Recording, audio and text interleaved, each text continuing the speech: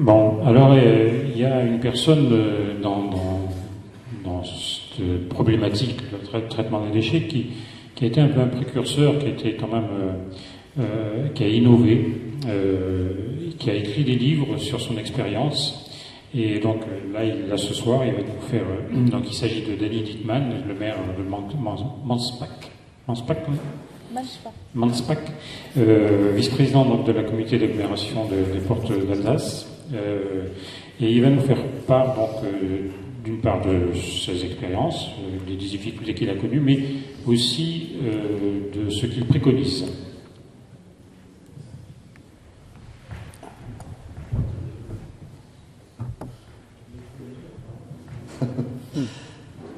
Bonsoir à tous.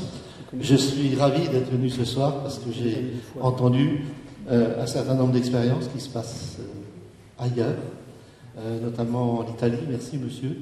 Au niveau du compost, je ne le connaissais pas, je n'étais pas au courant. Par contre, parmi tout ce qui a été dit ce soir, je pense qu'il faut que l'on ait un grand optimisme tous. Parce que contrairement à tous les gens que l'on a cités, on s'est rendu compte que nous, les Français, c'était nous qui avions la plus grande marge de progression. Donc ça, c'est quand même important. Alors l'histoire que je vais vous raconter un petit peu, on va aller très très très vite. Je vais défiler le PowerPoint sur des points qui ne sont pas forcément intéressants, et de manière à vous expliquer, bon, c'est l'Alsace, c'est dans le sud de l'Alsace que ça se passe, c'est notre expérience. Je m'appelle Danny Dittmann, je suis maire d'une petite commune de 600 habitants et président d'un syndicat de communes qui s'occupe essentiellement d'eau, de 58 communes et 35 000 habitants.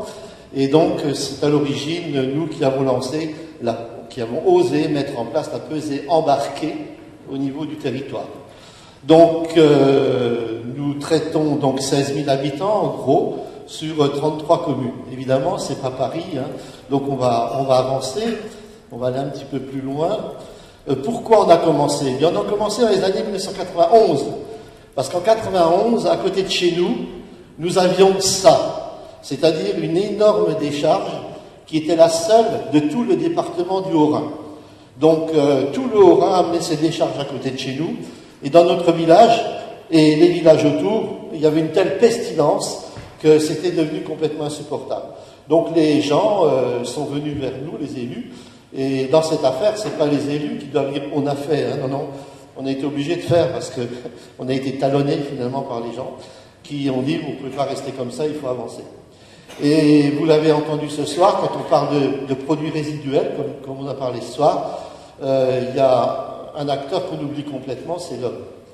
Et dans notre affaire, ici, sur notre cette grosse décharge, qui faisait quand même 220 000 tonnes donc qui venait dans cette décharge, pour avoir une idée de la taille, vous avez les Smirnoff ici, vous avez 5 ou 6 qui sont là, de 40 tonnes, qui vous montrent l'importance du trou.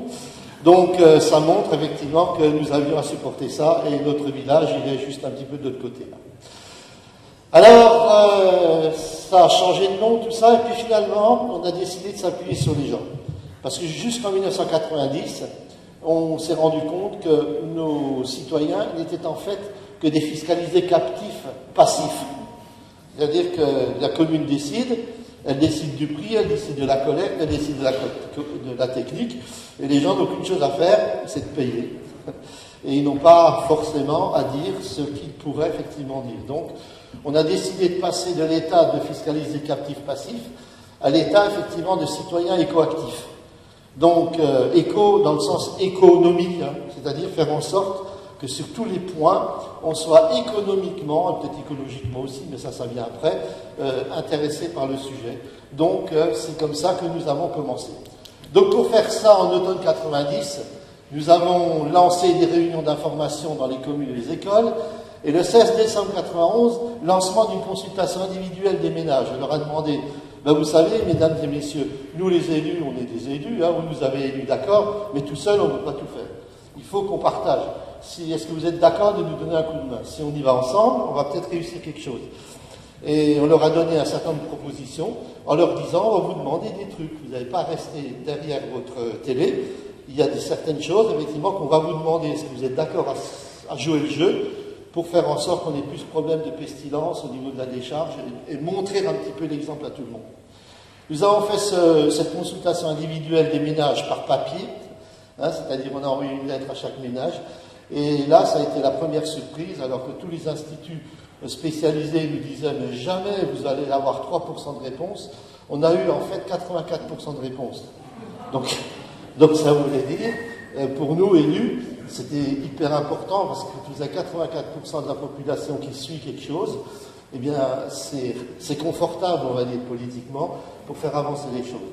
Et le 5 janvier 92, on a lancé les réunions d'organisation. On a été voir un peu avec les gens, au niveau des villages, avec les maires, tout ça, pour lancer un petit peu tout cela.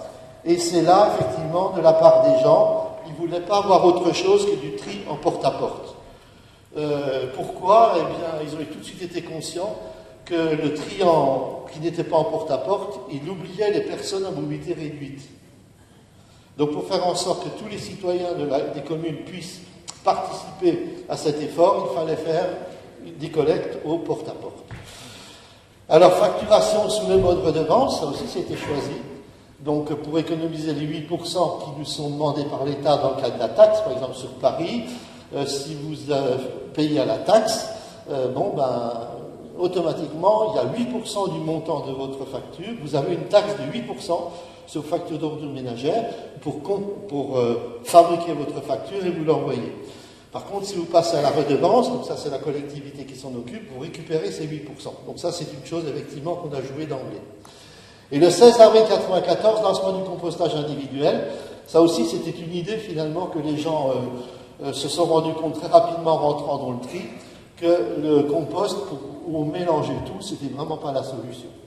Alors c'est facile à comprendre hein, quand on regarde effectivement des produits fermentés cibles au fond d'une poubelle et qu'on décide délibérément de mettre dedans les journaux, les chaussettes, les cartons, les habits, enfin tout ce qui peut traîner.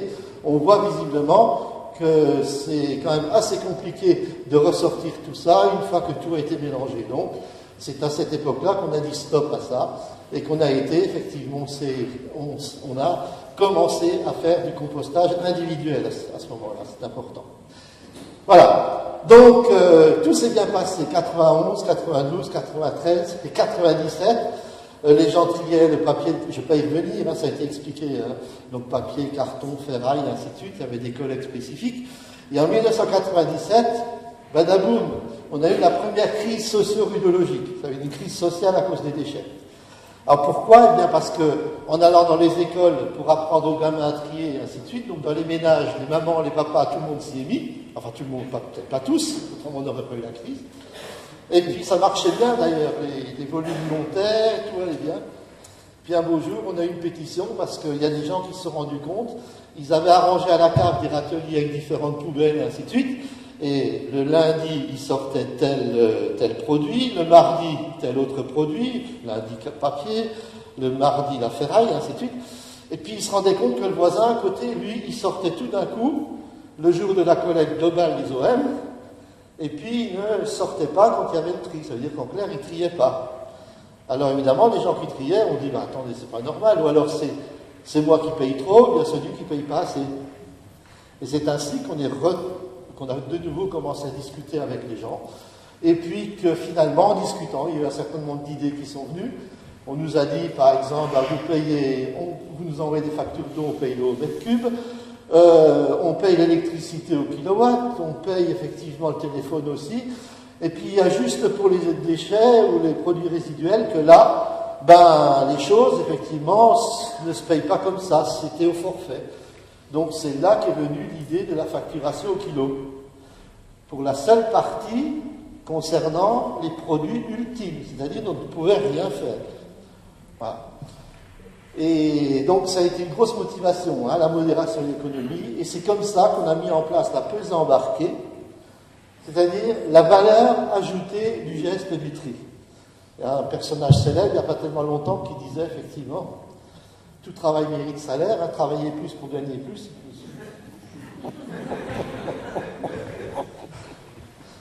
Eh bien, on s'est rendu compte que quand on fait le geste de tri, eh bien, trier, c'est un boulot. Il n'y a pas de raison qu'on trie, et puis finalement qu'on ne soit pas rétribué, qu'on ne soit pas récompensé à quelque part. Donc toute notre philosophie, elle tourne là-dessus, hein, sur les 16 000 habitants. Voilà.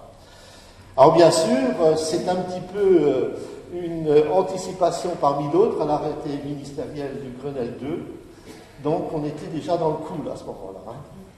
Alors, tri et valorisation matière, c'est l'objectif que nous sommes donnés, et on s'est très vite rendu compte que quand les gens ne mélangeaient pas les produits avec les fermentés cibles, on s'est rendu compte que les bouteilles de plastique, par exemple, qui avaient été triées par les gens, mais propres, on avait des pics justement sur le marché européen de Rotterdam, où l'année dernière, on est monté à 466 € la tonne. Vous avez vu, jusqu'à présent, je suis le premier qui vous parle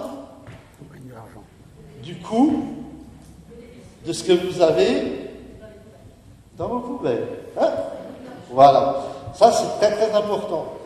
Donc, on s'est rendu compte également que sur l'alu, les canettes alu, on a eu des coûts effectivement de reprise à 900 € la tonne.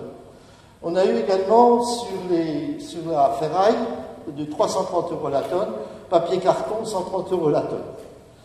Donc là, on n'est plus du tout dans un système de service qui dit aux gens vous êtes des cochons, vous êtes dégueulasses, vous faites des déchets, et puis à cause de vous, on est obligé de les débarrasser, vous ne vous rendez pas compte. Non.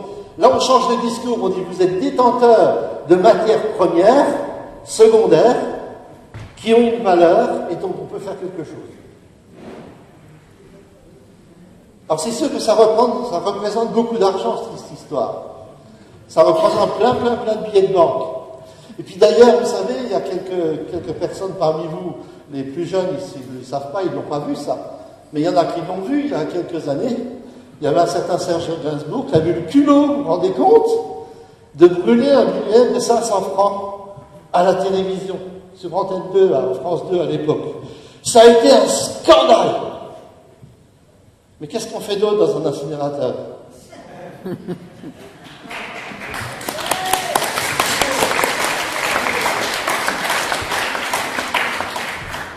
Donc voilà, donc à ce moment-là, on remet les gens au milieu, effectivement, du gué. Alors on a des calendriers, un calendrier de tri. Donc ici, j'en ai amené quelques exemplaires, vous pouvez, si ça intéresse les gens, vous pouvez vous les faire passer, hein, vous voyez, vous les gardez, ceux qui sont tout au bout. Donc évidemment, tout à l'heure, monsieur parlait de la communication, super importante. Donc le support de communication premier, c'est effectivement le calendrier de tri. Avec la maxime, mieux tu achètes, parce que le problème de nos poubelles il commence au moment où on achète. Hein. Plus tu compostes, plus tu tries, et moins tu payes. Alors vous voyez, jusqu'à présent, on ne parle pas d'écologie, pas de petites fleurs, pas de petits oiseaux. Pourtant, les gens qui font ça, ce sont vraiment des éco-citoyens. Donc,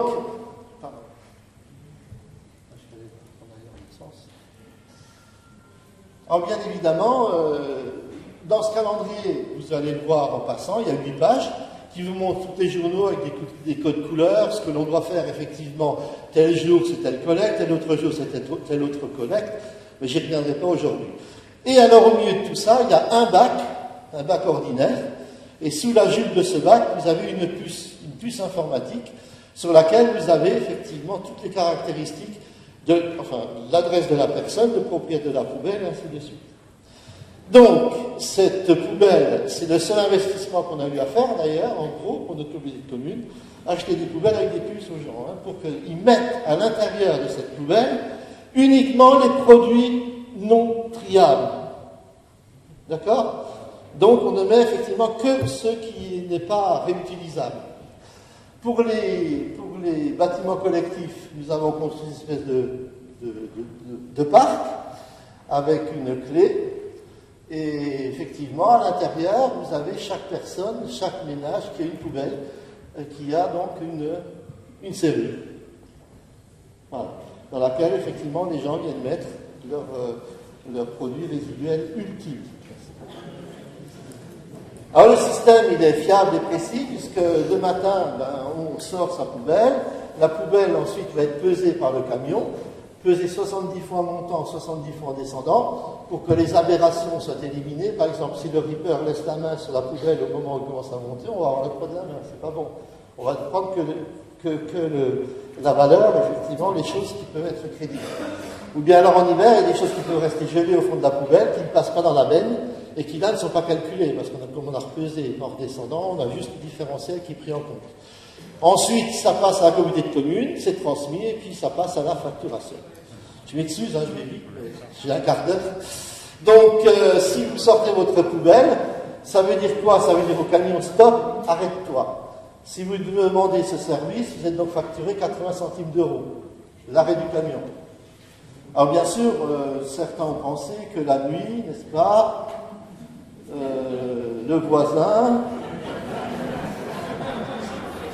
pouvait venir mettre ses déchets dans votre poubelle.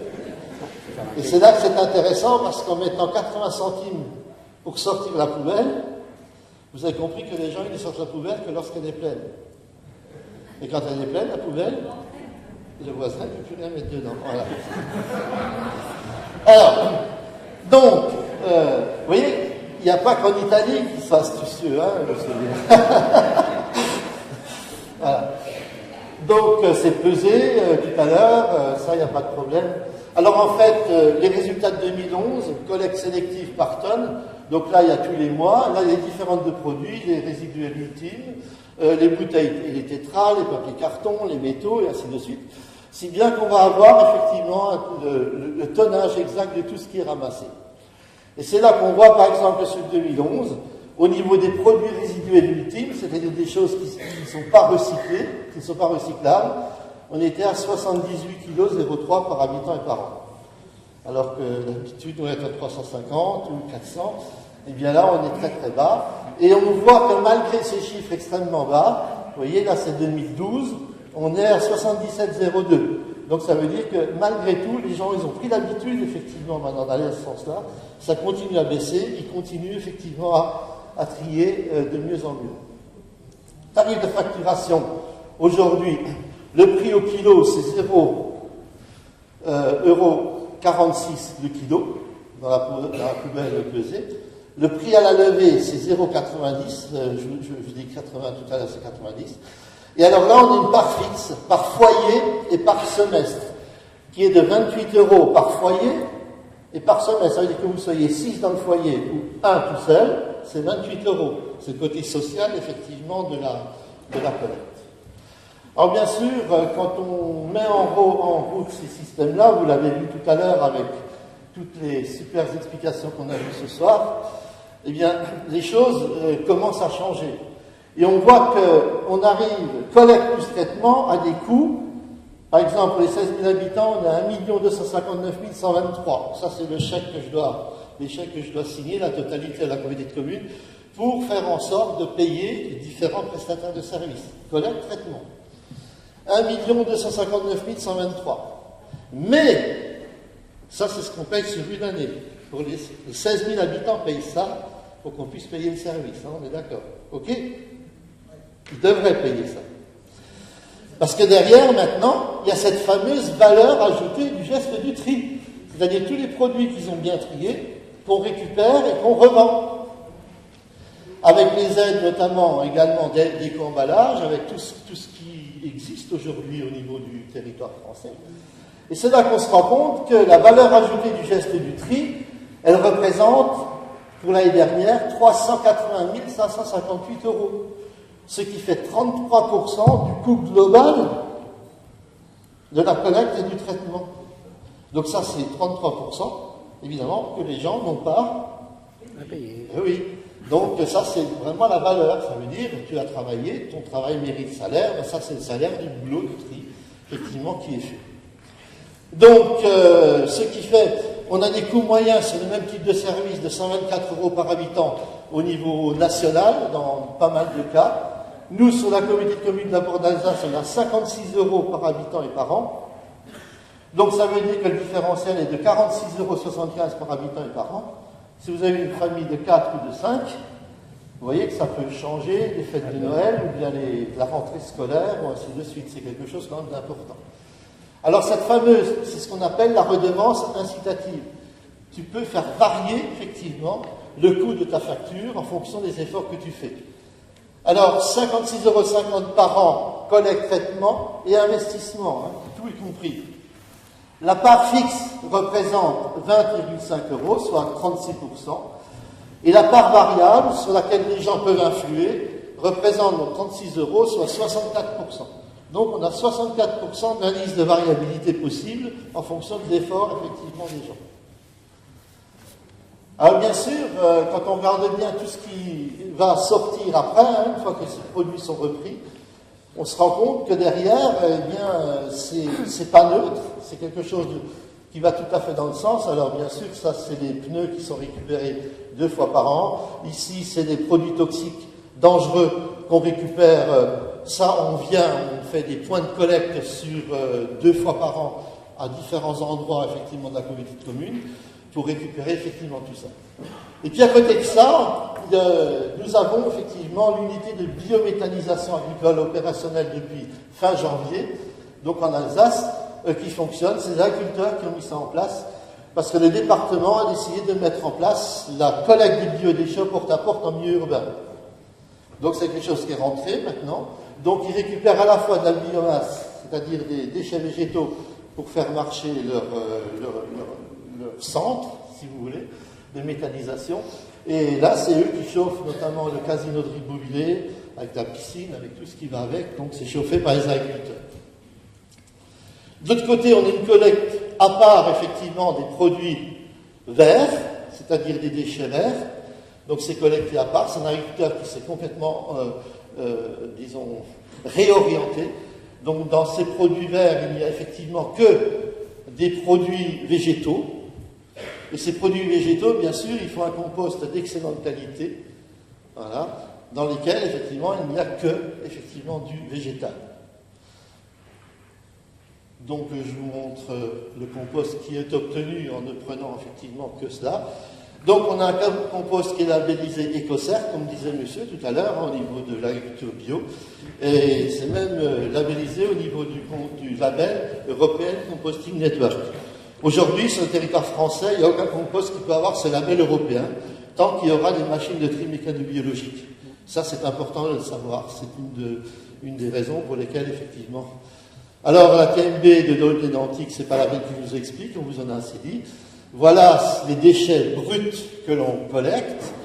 On les met dans un trommel. Ensuite, dedans, on mélange tout, papier, carton, piles, médicaments, tomates, algues, peinture, huile, plastique. Tous les ingrédients pour un compost contaminé sont présents. Alors bien sûr, derrière, on trouve des choses quand même assez bizarres.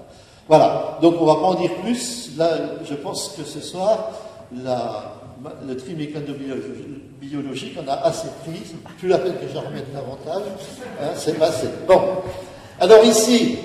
On regarde les départements du Haut-Rhin, c'est marrant parce qu'on a la même carte avec l'Italie tout à l'heure, et on voit effectivement ici, nous sommes situés ici, nous étions les premiers à commencer dans le domaine, donc en taux de valorisation matière, on était bien supérieur à 60%.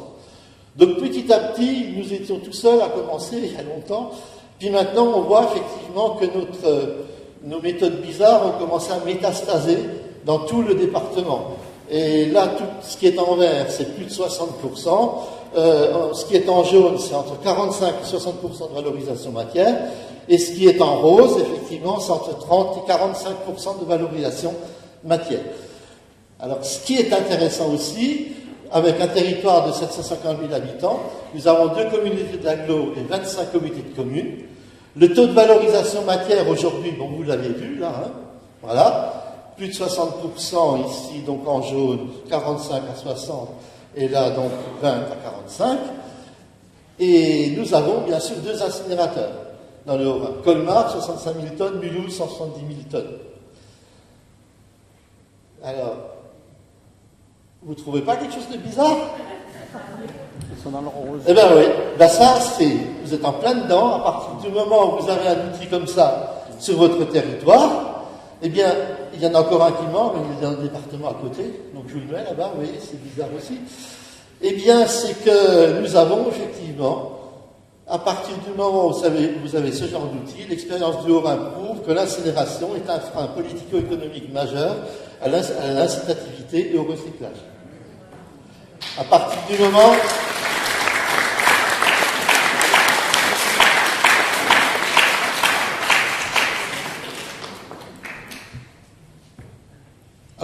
d'un autre côté, dans le Haut-Rhin, donc, se trouvent aujourd'hui 198 entreprises de reprise des produits résiduels triés, reprise et recyclage aussi qui sont créés. Donc ça aussi c'est important. La valeur ajoutée du geste du tri, elle rapporte aux citoyens qui trient, mais elle rapporte également derrière, parce qu'en termes économiques, il y a des gisements de produits qui peuvent être réutilisés. Gisement d'emploi, pardon. J'ai bien fait de me reprendre. Gisement d'emploi, absolument.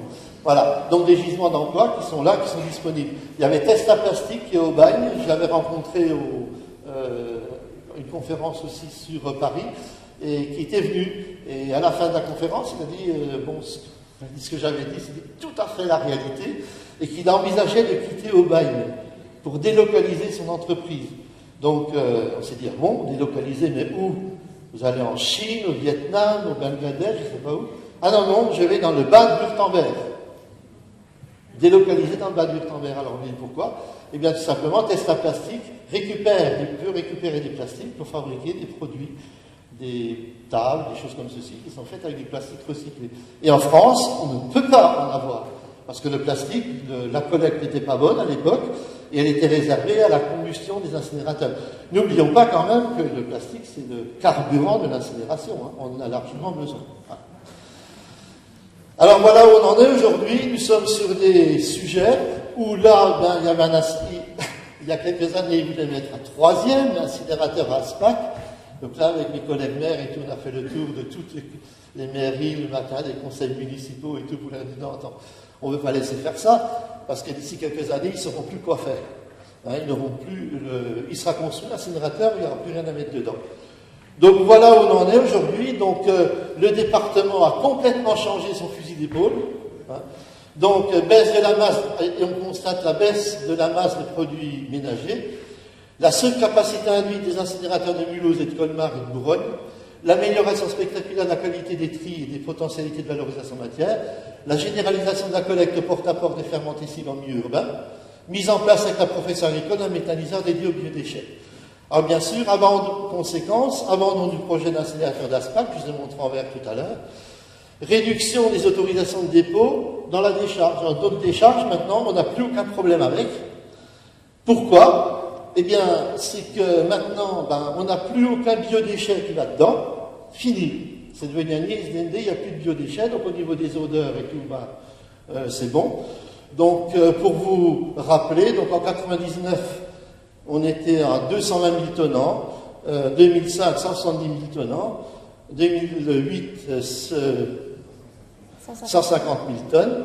Là, nous sommes donc à 98 000 tonnes en 2012-2013. Et le département a complètement changé, il a fixé comme objectif 50 000 tonnes en 2020. Donc là, vous avez un exemple d'ISDND qui a appliqué le facteur 4. Le facteur 4. C'est-à-dire qu'on nous demande, effectivement, aujourd'hui, pour pouvoir donner une durabilité de vie à la planète, de faire que nos différentes pollutions, toutes, soient divisées par 4. C'est quand même bizarre qu'on ait pu arriver à faire ça sur ce qu'on appelle une décharge. Alors ça, je passe. Hein. Ça, c'est la carte de la France avec les différents départements qui sont en vert, c'est ceux qui ont une autonomie qui est à peu près atteinte avec leurs produits résiduels. En jaune clair, ils ont une autonomie qui est dépendante de l'aboutissement des projets, et en foncé, donc des perspectives déficitaires. Alors, sur l'Europe, sur nos collègues, c'est intéressant à voir. Tout à l'heure, vous aviez rappelé effectivement que la priorité, c'était de mettre en œuvre une hiérarchie des modes de traitement, donc la préparation en vue de la réutilisation, le recyclage, toute autre valorisation, notamment la réduction énergétique et méthanisation, il y est aussi, mais en toute dernière position, avec l'élimination. Et l'Europe a donc son petit palmarès, il existe, ils ont attribué des points. Donc, au top 50, vous avez, c'est pas top 50, mais c'est pareil, les 6 premières positions sont occupées par l'Autriche, les Pays-Bas, le Danemark, l'Allemagne, la Suède et la Belgique. Donc ici, nous avons des pays qui ont moins de 5% de mise en décharge et plus de 50% de valorisation matière. Hein, c'est intéressant. Donc si on regarde un peu ce qui se passe, où est la France? bien évidemment. 9e, Grande-Bretagne avec 32 points. 10e, France et Finlande avec 31 points. Donc 36% des charges. Vous voyez, la marge de progression est intéressante. Hein. Et 20% de valorisation matière. Donc on rejoint presque à 4 points près les chiffres du CNIL. Hein, tout à l'heure, c'était... Voilà. Ouais. Et en dernier, donc ferme la marche, la Pologne, 18 points. L'Italie, 15 points, parce qu'il y a encore des décharges qui pénalisent complètement le classement. La Lettonie, 14 points, la Roumanie, 11 points, la Grèce, 3 points. Voilà. Donc aujourd'hui, le recyclage plus le compostage, si on prend ces différents pays, on se rend compte ici, donc tout en haut, j'ai essayé de mettre les pays avec leur drapeau. Voilà. Puis j'ai mis quand même la communauté de communes aussi. Donc ici, l'Autriche, aujourd'hui, en valorisation matière, arrive en tête, elle dépasse les 70% de valorisation matière sur ses produits résiduels. L'Allemagne, elle est à 62%. La Belgique et les Pays-Bas à 61%. La France, donc on est 36%. On est assez élevé là, dans ce diagramme. Et puis bon, notre communauté de communes, 75%. Donc ça va être un peu...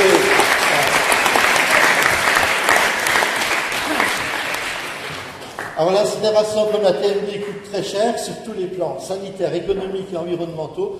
Pourquoi et surtout pour qui faut-il en rajouter? Osons ne pas oublier que chaque tonne de déchets brûlés dans un incinérateur disperse dans l'environnement 7545 kg de substances plus ou moins toxiques, qui vont des dioxines aux oxydes d'azote, en passant par les 1000 kg de CO2. Donc chaque tonne que vous brûlez, c'est 1000 kg de CO2. Donc nos gamins ne méritent pas ça, et puis ceux qui se trouvent sur la banquise, là-bas non plus. Merci de votre attention.